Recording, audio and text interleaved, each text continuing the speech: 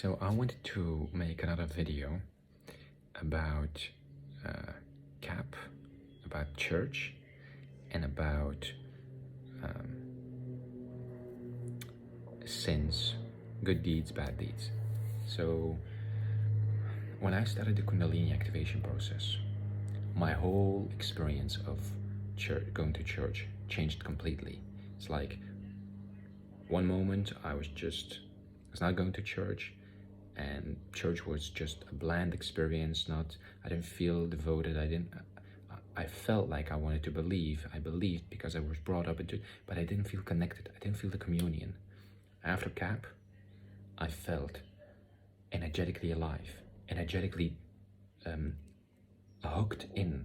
I felt my energy being stimulated, being awakened. I felt the devotion, the communion between God. I felt the collective energy.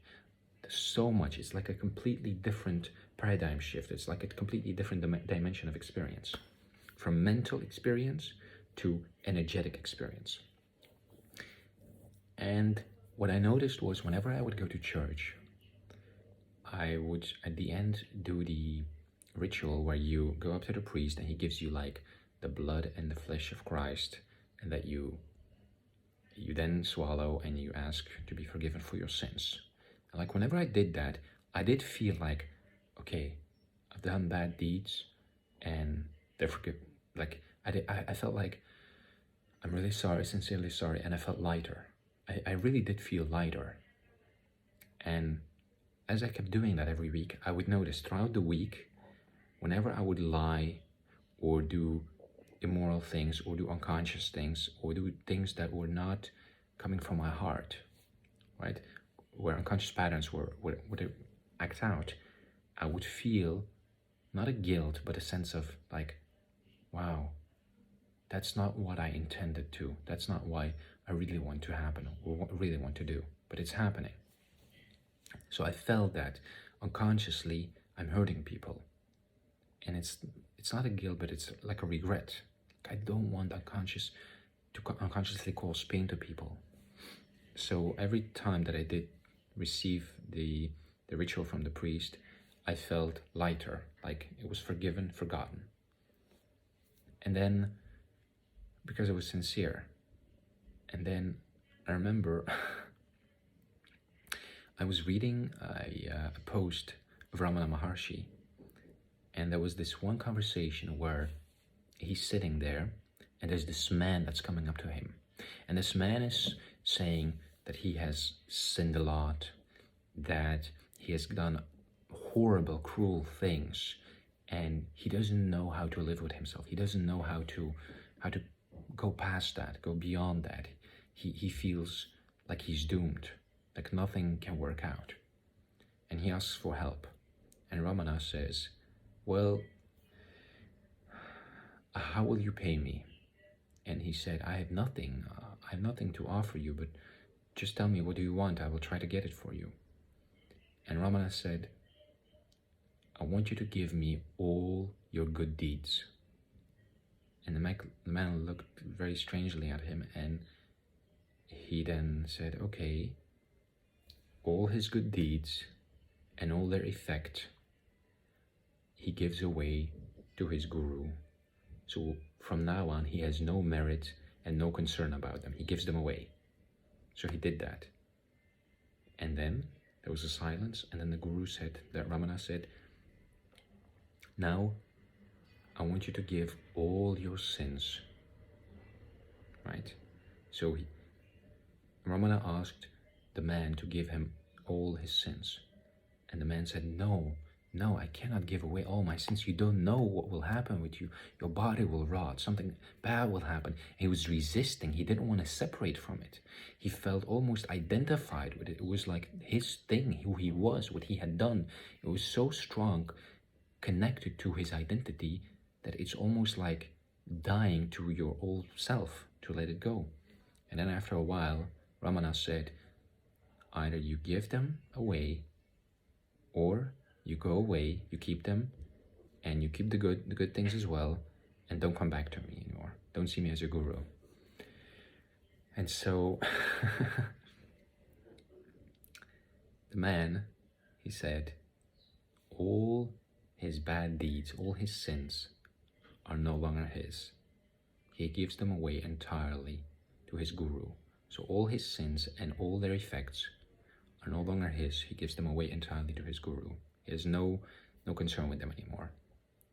And what happened after that was, Ramana said, after a silence, he said, now you're neither good nor bad.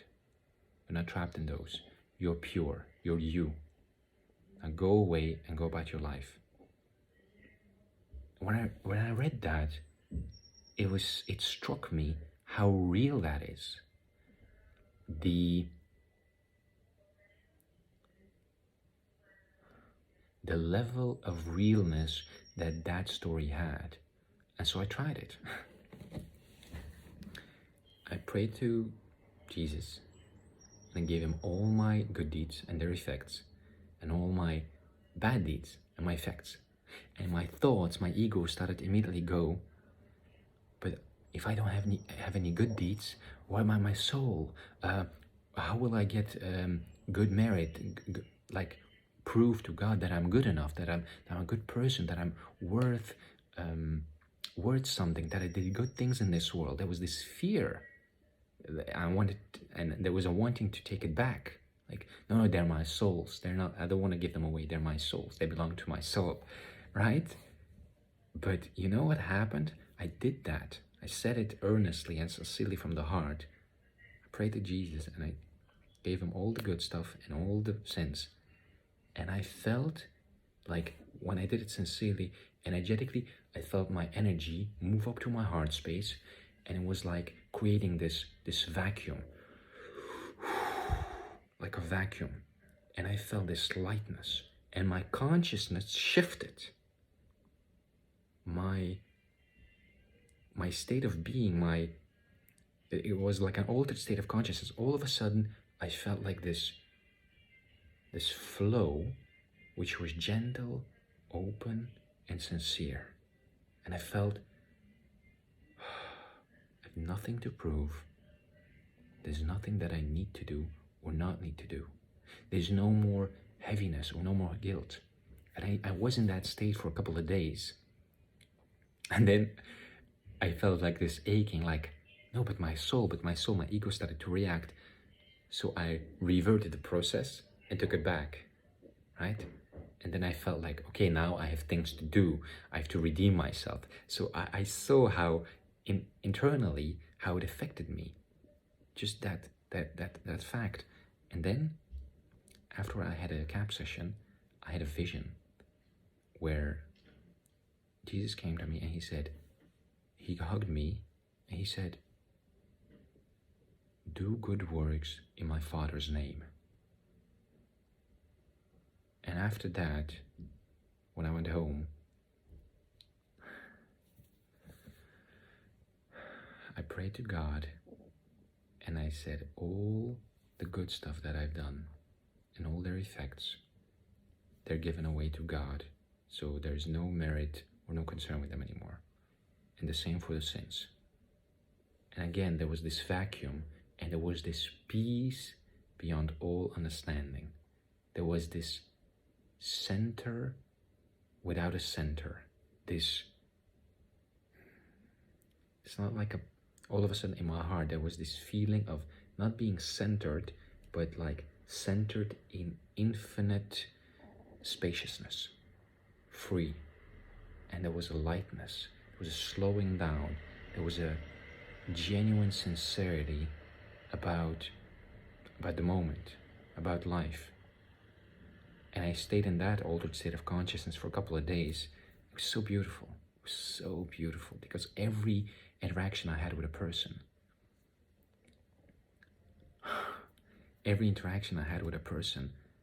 was so genuine, so sincere, like no lies, no deception, no self-interest. Everything was flowing purely. My KAP sessions, they went to another level. Because all of a sudden, there was no intention anymore. There was nothing I wanted to heal or to get out of KAP. It was just pure neutrality, pure openness, pure softness. And my KAP sessions went really deep, and it was really intense and really, let's say, impersonal. Before that, they were always like the information that I would get. They were always pointed to the person that I was. And all of a sudden, when I was in that space, the messages or the experiences that were given, they were not intended to the person that I was, but to the consciousness that is residing in this body, mind, spirit, right? The consciousness which receives now the purpose or the task of fulfilling its fate, its destiny, of being what it's meant to be. It was so different. It felt so, I don't want to say real, but it felt almost like it was what is truly mine, but not mine. Whereas before, everything was mine, mine, mine, mine. This was everything that was the expression of I. It stimulated the expression of I, the I-ness that I am. And it inspired the I-ness to be all that I can be. And it's been shifting. And whenever I now go to church, I notice that when I do the ritual, I don't feel like, okay, I'm absolved, it's all forgiven. Because I know I've given away all my things. Everything good that happens, it's in the name of God. Everything bad that happens, it's all in the name of God. Because eventually, we're all beings that are born on this earth, that are from 0 to 6 conditioned with certain programming, and then put into the world and learned different set of rules and games that we need to play to survive and to make something of ourselves, to fit in to the games that were created, the agreements. Like if you want to be a lawyer, if you want to drive a car, if you want to do this, you have all these rules that you have to follow, right? And you can choose to play these games, or you can go away from society. Nobody's forcing you to stay and play these set of circumstances, these games, right? But in a civilization, we do this. And what I realized was, throughout this whole process, from being born till where we are, everything that we think, we choose or do, we are always limited by our understanding and our perception and our beliefs. And the life that is us can only express itself to the extent that the conditioning allows it to. And when does the conditioning falls away, or when is there enlightenment, or when is there a shift in consciousness? We don't choose that. We as persons, we think we choose to do a thing. We think we may have a different idea. But I love this video. It's a video from Adyashanti. It's called Good Karma, Bad Karma. And he says, you think you make decisions, but you don't. How many New Year's resolutions have you made and actually followed through upon? 9 out of 10 probably all failed. Maybe 1 you succeeded, and then your ego says, see, I did it. But how come you don't get to decide what really happens? You don't get to decide how you feel. You don't get to decide where you end up. You may have, wiggle room, but you're always limited by your own matrix, by your own world, perception of the world, in what you can be. Like, I think there are people that are beyond that, but I don't think most people are. Yeah, but definitely watch that video from Adyashanti, Good Karma, Bad Karma. It's a total mind blast. So yeah. Yeah, thank you. I don't know why, but I just wanted to share this experience. Thank you.